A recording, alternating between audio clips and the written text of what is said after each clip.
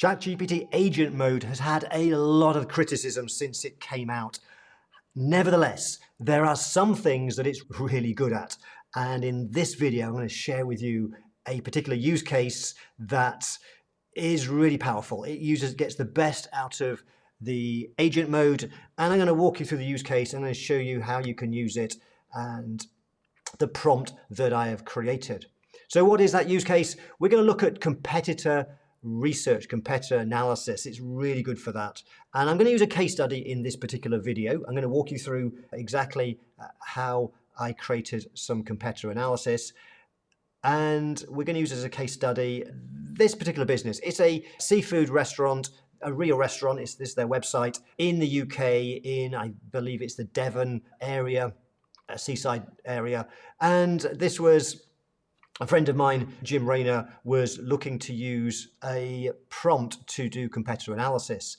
And the problem with the normal prompts for doing this, and if you follow me regularly and you use my prompt library, perhaps you've tried using a prompt on how to do research and get insights into a business like competitive analysis. And you will find when you use the normal GPT 5 now, perhaps it would have been 4.0, the one limitation of prompts like that is that when it's doing competitor analysis, it will use its browsing capability, but typically only look at 5 websites, and usually the ones that are higher up on Google rankings. And also very often it's not direct competitors. It's not really relevant competitors, particularly if the business you are looking to do research into is a very local business, like, for example, this seafood restaurant that we'll use as our case study.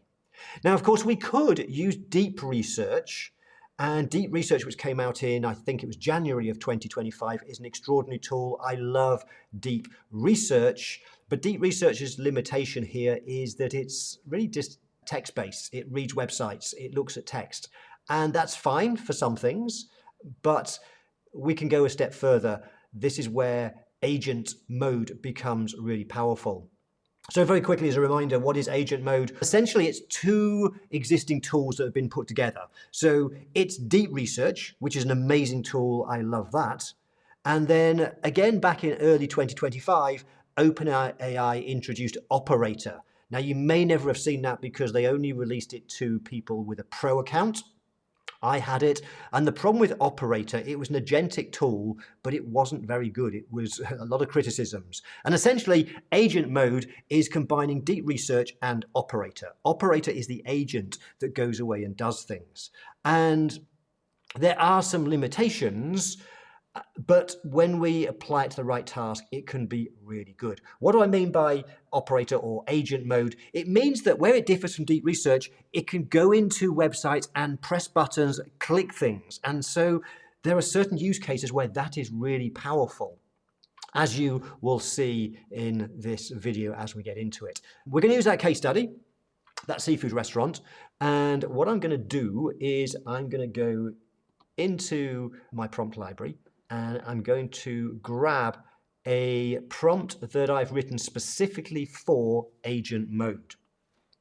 So I'm going to just copy this to the clipboard, and we're going to go to ChatGPT, and I'm going to just simply paste this in. Here's my prompt, and I'm going to walk you through in a little while what is in the prompt. But before I do that, I need to just scroll to the end because I need to do 2 things.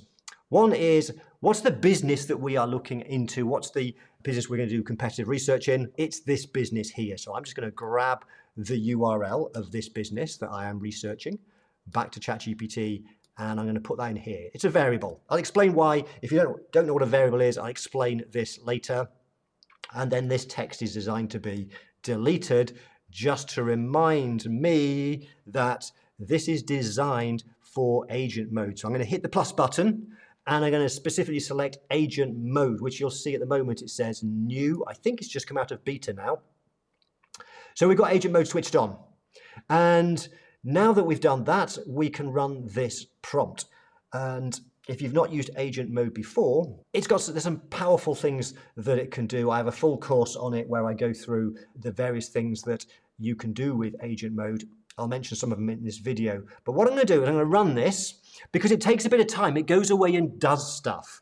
And so I'm going to show you what it does, and then we'll also look at the prompt. Before I do that, let me show you the output. Let me show you the end result, just in case this time it doesn't. Sometimes it trips over itself, and it's one of the limitations of agent mode. Sometimes it times out and so on. So I did run this a while earlier, and if I just switch across to my laptop here, when it had finished this in my previous test, I could download the report. And so this was a competitive analysis of the business Rockfish. We want to look at its competitors. And when we go through here, you'll see it's a really good report. But also what it does is it's got a really good analysis of the competitors. These genuinely are real businesses that are local to Rockfish, very similar types of businesses. And so we've got Shoals Brixham. It tells us where they're based, what are the core offerings, what are the strengths of this business, and what are some of the weaknesses. We have the Crab House Cafe. But as we carry on, you'll see there are many businesses it's found. With the previous style, just a general prompt, we would have probably got 4 or 5 at best, and they probably would not have been local ones. It would have been probably national or international companies rather than something that's a true competitor of this business. Look, there are loads of them. It's done really good research, high quality research into the competitors. And then there's some other things we asked it to do. We wanted to do some market trends, and it did that.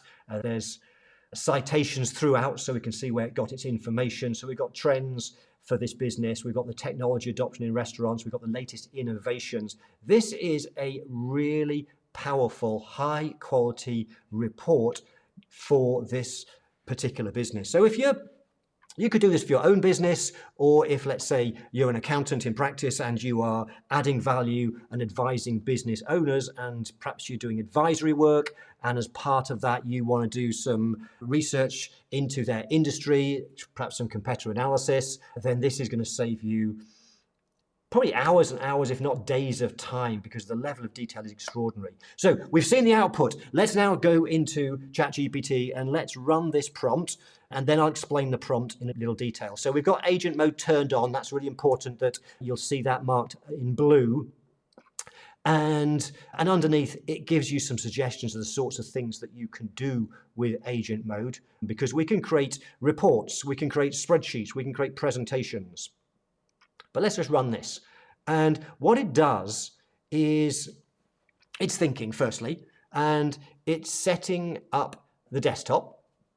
In other words, what it does is it creates a little, if you like, its own desktop to work on inside. And also what it does, because this is in the prompt, it says, and here's the desktop. So I'll come back to this. It also says this is what it's going to do. It's giving a high-level overview. Now, that's because it's in the prompt. I'll explain that in a short while. But let's look at what it's doing. And this is what I love about it. So it tells you step by step what it's doing. It tells you it's now reviewing sustainable seafood processors. It's telling us little pop-ups as to, in this case, it's telling what it's done. It says I've double-clicked the link to open the Rockfish restaurants page. It's clicking on pages. This is the power. This is where it differs from deep research. It's doing stuff. It's clicking on websites as it's doing its research, and it's telling you throughout exactly what it's doing. Now, we can just leave this to its thing. This can take sometimes a few minutes, 3, 4, 5 minutes to do the task. I did do some research in building my YouTube channel. That took 46 minutes. That was the longest one that I've done. Usually it's much quicker than that, but still 10, 15 minutes. I'm hoping it'll finish by the time we finish this video. We'll see. And so off it's going.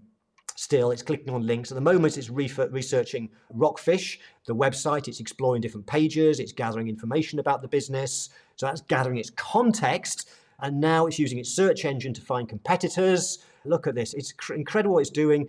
It's using the search engine. It's clicking through to websites. It's clicking through to Facebook. It's clicking through to all sorts of different places to gather information, to collect information about potential competitors of this business that we're looking to advise. And we've also got an element of control. We have 3 dots here.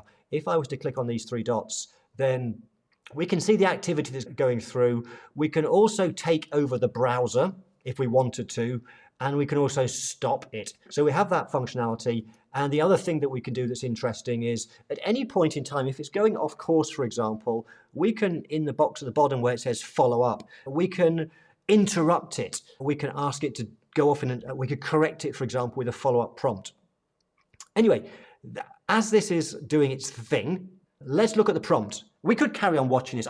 Personally, I find it fascinating just watching this. I could spend the time just watching this to see what it's doing, the thought process. But anyway, we haven't got time for that. Let's talk about what is the prompt in the first place that got it to do this. So I'm going to go to the top here. And I want to explain some of the elements in here because there's some best practice here in terms of crafting your prompts and getting more out of Agent. So firstly, we want to make sure that we use Markdown or XML. We want to break up and structure the prompt, and OpenAI's research team tell us this is what we should be doing to get better prompts, get better outputs. And one of the things they say in the research team is that you should always give it a role and an objective. So that's their recommendation to have as the first section, the role and the objective. So here we are saying its role is a market research analyst agent in ChatGPT Agent Mode with browsing and data gathering capabilities. So that's the role we wanted to play. It's market research, and then its goal or mission is to perform a detailed, targeted competitor and market analysis to support strategic planning with a focus on structured, client-ready outputs. Then it says, begin with a concise checklist, 3 to 7 bullets, of what you will do. Keep items conceptual, not implementation level. So do you remember it started off, before it opened up its desktop, it gave us an overview of what it's going to go through the process. And this is one of the things that OpenAI recommend when we are using this particular model. It recommends into our prompts, asking it to give an overview. And the reason for that is because it forces it to think about what are the steps it's going to go through. And what then happens is it's more likely to then go through and do exactly what we want it to do. So this is based on research from OpenAI and their research team.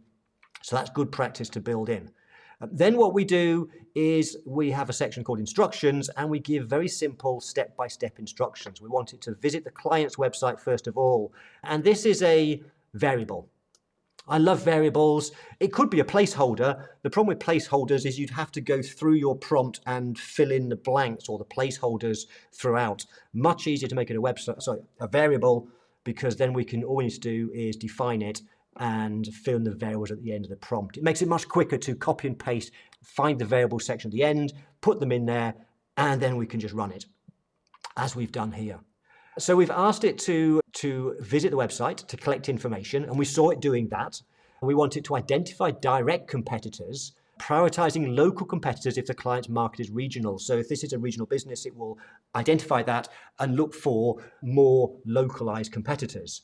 We wanted to search in local directories and relevant forums, so things like Google Maps, Chambers of Commerce, industry lists, Reddit, LinkedIn groups, sector-specific forums. Now, this is interesting because one of the things that it's really good at, Agent, is, as you've seen, is it will click on things. It will visit websites and click on buttons. And therefore, one of the things we can use it for is whenever we want to explore and do research, looking at Reddit sites, LinkedIn groups, looking at YouTube channels, and so on. And so I've put it in now, I've guided it, and I've told it I specifically want it to do that and go really deep. What else have we put in here? I won't go through everything. I've told it in the report I want to summarize significant market trends, innovations, and regulatory developments that affects businesses similar to the client. And then I wanted to prioritize regional sources. And then it says, after each research or code step, validate results in 1 to 2 lines and proceed or self-correct if validation fails. Now, what's going on here is, again, the research team at OpenAI have said that when we're using ChatGPT 5 and using Agent, one of the things that's good practice that will get better results is if we ask it to self-validate, to every time it does a step, to then check what it's done, and if it thinks it could have done it better or did it wrong, to self-correct that. So really a powerful element to put into your agentic prompts. We've got some context here. We wanted to an emphasis on accuracy, regional context and relevance. And then it says, here's an interesting one, only capture direct related competitors. If none, flag with no local competitors, true, and provide justification. In other words, that's a Boolean variable, and don't worry if you don't understand coding, it doesn't matter, but the point is what that will do is if it can't find any competitors, it will tell you and it'll justify why that's the case. In this case, we know it's working really well. Okay, let's move on a bit. Output format.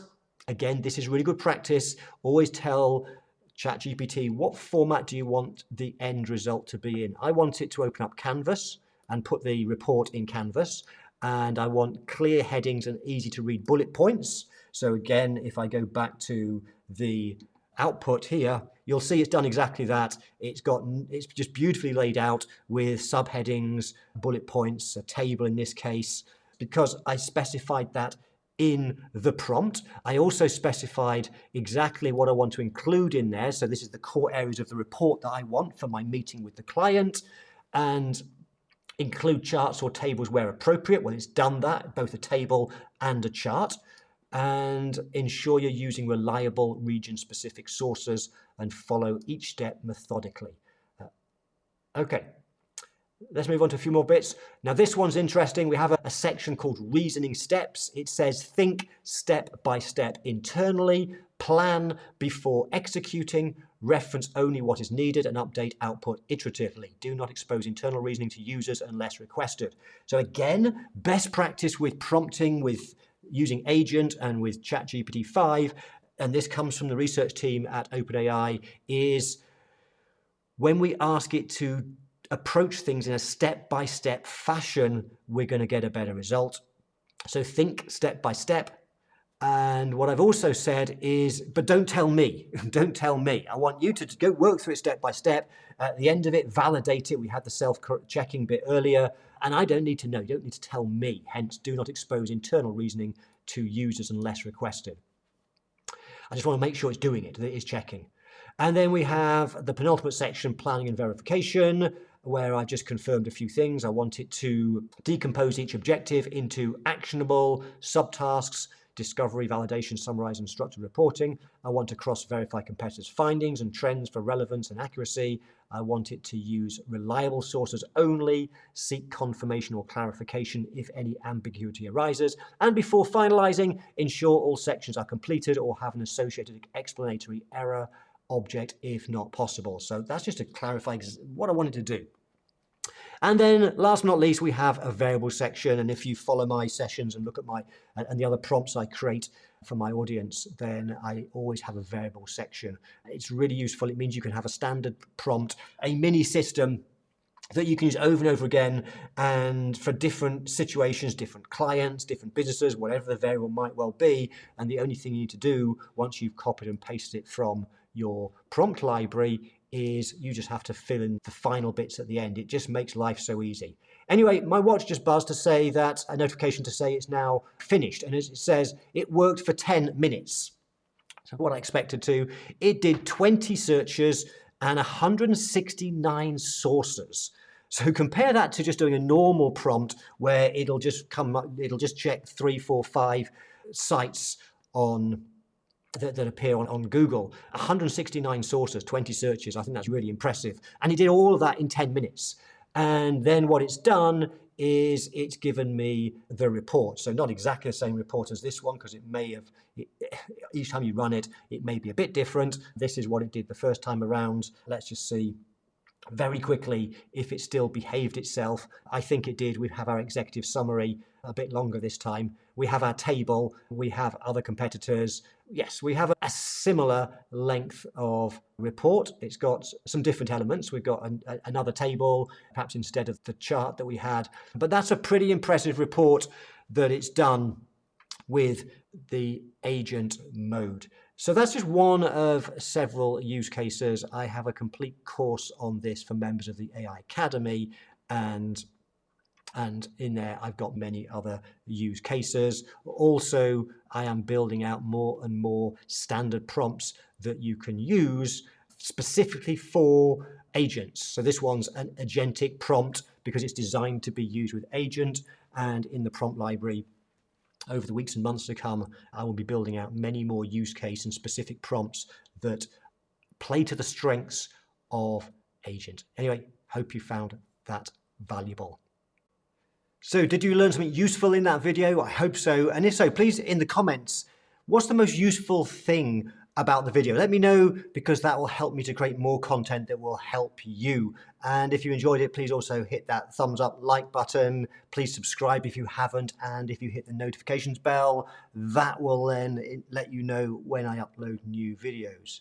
Now, of course, keeping up with AI can be just so overwhelming. So here's what you can do if you want to stay at the leading edge, if you want to know what's going on in AI and how you can best use it, then I recommend that you join the AI Academy. So just very quickly, let me just tell you the 3 big reasons why you will probably want to do that. Firstly, it's a vibrant community, and this is a place where you can ask me questions, ask questions of the rest of the community, network with other people in the community.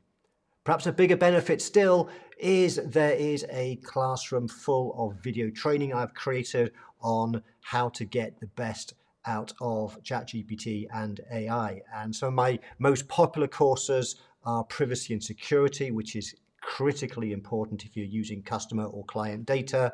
And also my course on custom GPTs is regularly gets the highest reviews, and mastering GPT projects. And then the third benefit of the AI Academy is you get a free copy of our separate software, the prompt library, which you can use to access and create your own prompts, but you also get dozens and dozens of ready written prompts that you can use in your business. So what impact could those prompts have on your business? Some of those prompts, as you've perhaps seen, they could save you an hour of your time. And if you were to use just one prompt every day over the course of a month, that could be 20 hours of time that you save, and more than likely much more than that. But if it's just 20 hours of your time, and if you value your time at $100 an hour, that's $2,000 of time every single month. Your investment in the AI Academy is nowhere near that. It's a tiny, small monthly investment. And what people tell me is that they love the community because we do put the price up as we create more content, but the price is locked in when you are a member. So today is the lowest price it will ever be. You can get access to all of that. And if you want to find out more, I will put a link below. And so you can go and check out what else is in the Academy. You'll find a link to this page here. You'll learn more about what's in there, the benefits to you. And if you have any questions whatsoever about the AI Academy, if you've got questions for me, you can just put them into the comments below. Okay, thank you so much for watching this video, and I hope to see you on another video soon, and perhaps even on a live session. Bye for now.